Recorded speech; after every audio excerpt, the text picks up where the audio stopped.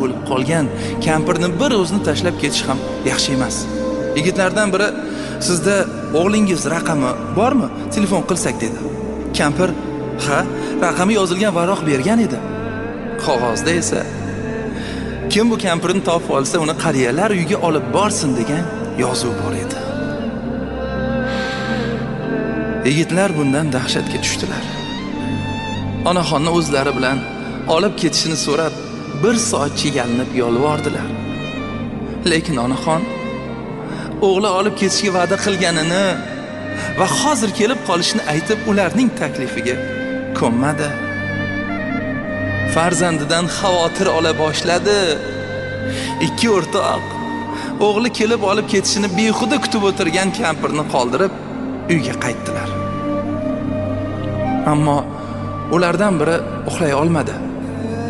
Onaxonning qismati